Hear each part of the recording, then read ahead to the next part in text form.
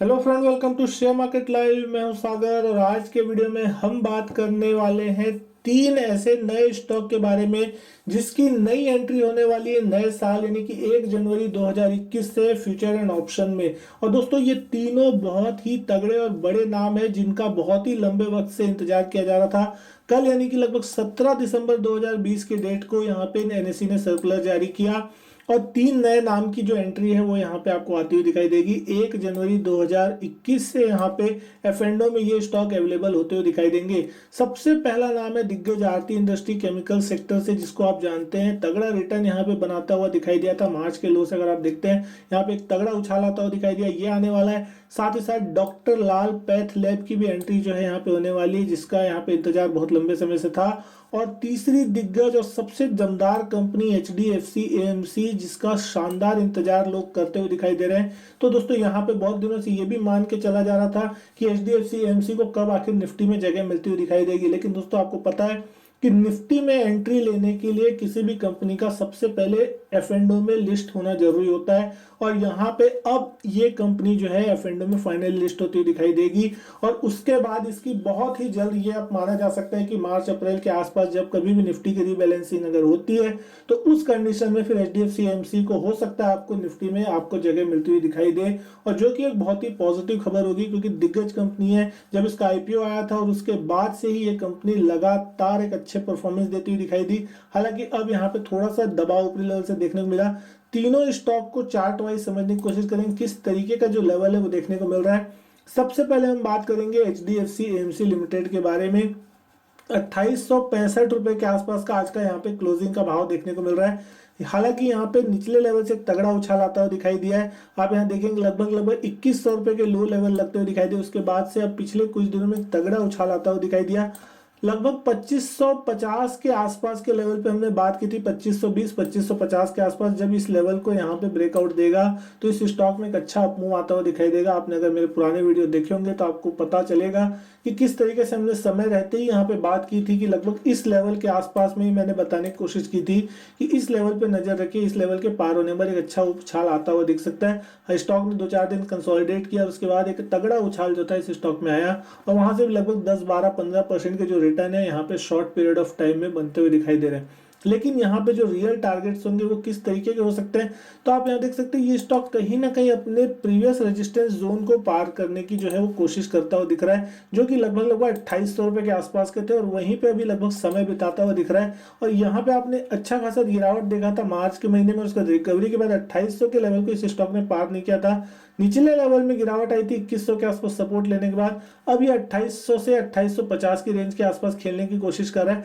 लेकिन अब अगर यहाँ पे रिकॉर्ड से अगर ऊंचाई आने की कोशिश होती है, तेजी आने की कोशिश होती है, तो अब जो नए टारगेट्स होंगे वो कहीं ना कहीं 3400 रुपए के आसपास तक के हो सकते हैं। हालांकि ये तुरंत आ जाएंगे ये कहना अभी जल्दबाजी होगी, लेकिन धीरे से आपको ये स्टॉक में ये टारगेट भी आते हुए दिखाई देंगे।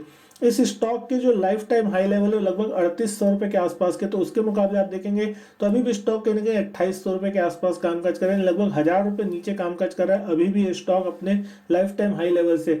जब इसकी लिस्टिंग हुई थी उसके बाद से इस स्टॉक ने तगड़ा रिटर्न दिया था, ये भी आपको पता है। और लगभग 2018 के आसपास जो है इस स्टॉक की लिस्टिंग हुई थी, तो लगभग 2 साल के से ज्यादा का जो समय हो चुका है इसको एफएनडो में आने के लिए। तो 2-2.5 साल के लंबे समय के बाद एफएनडो में अगर स्टॉक आ रहा है तो एक तगड़ा जो रिटर्न था वो यहाँ पे आपको बनता हुआ दिखाई फाइनली दिया था। लगभग 1100-1200 के आसपास स्टॉक जो था वो लगभग इशू प्राइस कहीं ना कहीं आता हुआ दिखाई दिया था। और 3800 रुपए तक की शानदार रैली जो थी 2019 में आई थी, तो 2019 का स्टॉक ऑफ द ईयर अगर इसे कहा जाए तो वो कम नहीं होगा। तो बहुत अच्छे तरीके के रिटर्न यहाँ पे थे, फिर करेक्शन आया, लेकिन अब ये स्टॉक कहीं ना कहीं फिर से एक मौका देगा लोगों को। हालांकि एफएनडो में नहीं है तब तक आप शॉर्ट नहीं कर सकते, लेकिन जब एफएनडो में आएगा तो लोगों को यहाँ पे शॉर्ट करने का भी एक मौका मिलता हुआ दिखाई देगा। हालांकि ये स्टॉक शॉर्ट वाले नहीं है, लॉन्ग टर्म पोर्टफोलियो स्टॉक है, लेकिन डेफिनेटली कभी कभी जो लोग यहाँ पे कैश में लगते हैं लेके बड़े एफएनडो वाले या खासकर एफआईएस इन्वेस्टर, तो थोड़ा बहुत हेजिंग के लिए वो लोग एफएनडो में शॉर्ट कर सकते हैं। तो आपको कुछ वक्त के लिए अगर दबाव दिखता है और अगर स्टॉक में कोई करेक्शन दिखती है, कभी भी लगता है कि अगर स्टॉक वापस 2500-2600 की रेंज में आने की कोशिश करता है तो वो एक बहुत ही स्ट्रॉन्ग एक्यूमुलेशन जोन होगा। और इस कंडीशन में अगर आपको यहाँ पे इस स्टॉक को मिस नहीं करना चाहिए, ये आप लोगों के लिए बहुत ही तगड़ी अपॉर्चुनिटी हो सकती है यहाँ पे। हालांकि इसके लॉट साइज क्या होंगी वो आपको बाद में पता चल जाएगा, जब वो स्टॉक लिस्ट होने वाला होगा उस टाइम पे आपको पता चल जाएगा। लेकिन अगर हम बात करते हैं दूसरे स्टॉक की जो कि आने वाला है इस कंपनी का, तो अब यहाँ पे हम बात करते हैं आरती इंडस्ट्री के बारे में। आरती इंडस्ट्री का स्टॉक भी आप देखेंगे लगभग अपने लाइफ टाइम हाई लेवल के आसपास चलता हुआ दिख रहा है। हालांकि आज ऊपरी लेवल से स्टॉक में कुछ दबाव डेफिनेटली देखने को मिला, 1210 रुपए के आसपास स्टॉक क्लोज होने की कोशिश कर रहा है। मार्च के महीने में यहाँ पे जब गिरावट आती हुई दिखाई दी थी तो कहीं ना कहीं 680 रुपए तक के लो लगते हुए दिखाई दिए, और उसके बाद से लगातार जिस तरीके से आपको पता है कि फार्मा केमिकल ये फील्ड जो थी वो तगड़ा उछाल दिखाता हुआ दिखाई दिया था, तो इस सेक्टर में भी एक तगड़ा उछाल आता हुआ दिखाई दिया। ये भी शेयर लगभग निचले लेवल से आप देखेंगे ऑलमोस्ट डबल होने की कोशिश कर चुका है, लगभग 1280-1290 रुपए तक के रिसेंट हाई अभी पिछले कुछ दिनों में लगते हुए दिखाई दिए थे। तो अगर ये स्टॉक में भी कहीं ना कहीं करेक्शन आता है, यानी कि अगर ये स्टॉक के लिए 1000 रुपए से लेके 970 के आसपास का जो रेंज है वो बहुत ही स्ट्रॉन्ग जोन है, और आप इस स्टॉक को अगर थोड़ा जूम करके देखने की कोशिश करेंगे तो यहाँ पे आपको जो विड्थ है वो हमेशा लगातार आपको हायर टॉप हायर बॉटम के संकेत जो है स्टॉक देता हुआ दिखाई देगा। इसको अगर मैं आपको जूम करने की दिखाने की कोशिश करूंगा तो आपके लिए दोस्तों ये एक मल्टी बैगर स्टॉक के रूप में कामकाज करता हुआ दिखाई देगा। 2013-2014 के आसपास में अगर आप देखेंगे ये स्टॉक का भाव 48 से 50 रुपए के आसपास हुआ करता था, और उसके बाद से लगातार ये स्टॉक अप ट्रेंड में कामकाज करता हुआ जा रहा है। लगातार यहाँ पे ब्रेकआउट आते हैं और लगातार ये स्टॉक डिविडेंड भी देता जा रहा है। आप हर जगह देख सकते हैं लगातार ये स्टॉक में डिविडेंड मिलता हुआ दिखाई दे रहा है। स्प्लिट जरूर आया है इस स्टॉक में, और जब कभी भी यहाँ पे कोई करेक्शन आई और किसी ने हिम्मत करके यहाँ पे पैसे लगाए हैं उसके डेफिनेटली पैसे बने ही हैं। तो अगर आपको यहाँ पे जब कभी भी कोई डिप मिलती हुई दिखाई दे उस कंडीशन में अगर आप यहाँ पे हिम्मत करके स्टॉक उठाते हैं, इसका मतलब ये नहीं कि मैं आपको ये नहीं कह रहा हूँ कि आप यहाँ पे एफेंडो में पूरा का पूरा लॉट उठा ले।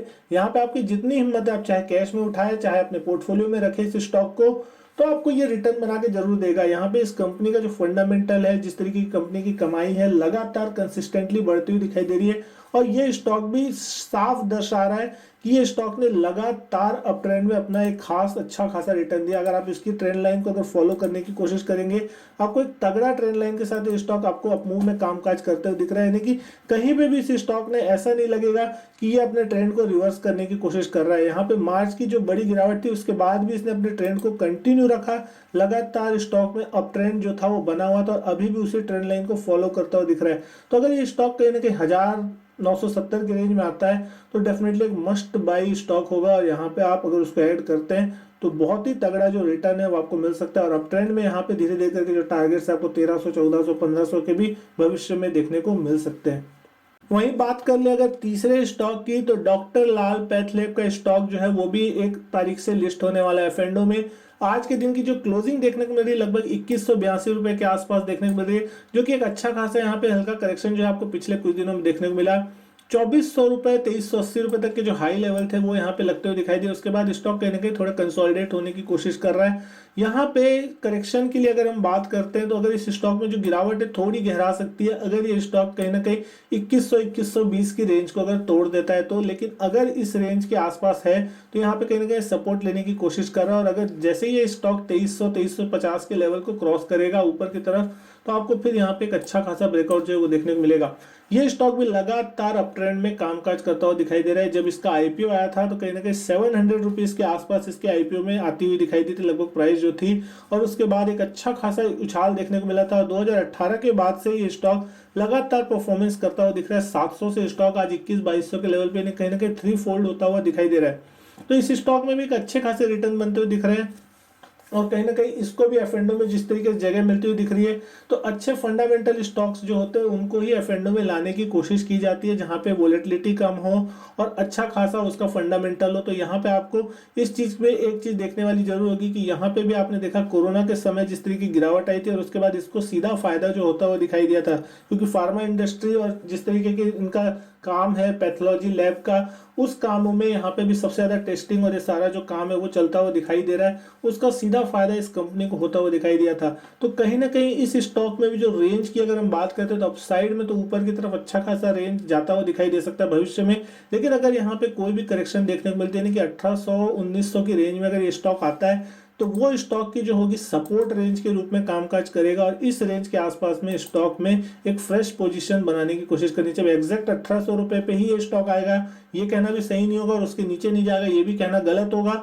तो दोनों ही कंडीशन सही नहीं हो सकती दोस्तों। आपको यहाँ पे हर समय जब कभी भी आप किसी स्टॉक में इन्वेस्ट करते हैं तो आप अगर रिटर्न अपना बड़ा समझ रहे हैं तो वहां पे रिस्क भी जो है आपकी 5-10% की आपको लेके हमेशा चलनी होगी। अगर आपने अच्छे स्टॉक में इन्वेस्टमेंट किया है तो आपको यहाँ पे कभी भी नुकसान नहीं होगा। कुछ समय, छोटे मोटे समय के लिए आप यहाँ पे आपका पोर्टफोलियो नेगेटिव हो सकता है, लेकिन लॉन्ग टर्म में वो पोर्टफोलियो आपको पॉजिटिव रिटर्न ही देगा।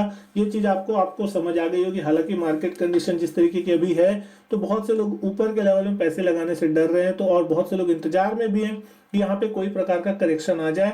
तो अगर भविष्य में कोई करेक्शन देखने को मिलता है आप लोगों को और लगता है कि ये स्टॉक कहीं ना कहीं 1800-1900 की रेंज में आने की कोशिश कर रहा है और वो एक अच्छा अपॉर्चुनिटी आपके लिए अगर हो सकता है, तो आप वहां पे इस स्टॉक को अपने पोर्टफोलियो में ऐड कर सकते हैं। तो दोस्तों मैं उम्मीद करता हूँ आपको वीडियो पसंद आई होगी। वीडियो अच्छी लगी हो तो लाइक कीजिएगा, शेयर कीजिएगा दोस्तों के साथ। चैनल सब्सक्राइब नहीं किया तो चैनल भी सब्सक्राइब जरूर कीजिएगा। मैं आपसे मिलता हूँ अपने नेक्स्ट वीडियो में। तब तक के लिए goodbye and thank you.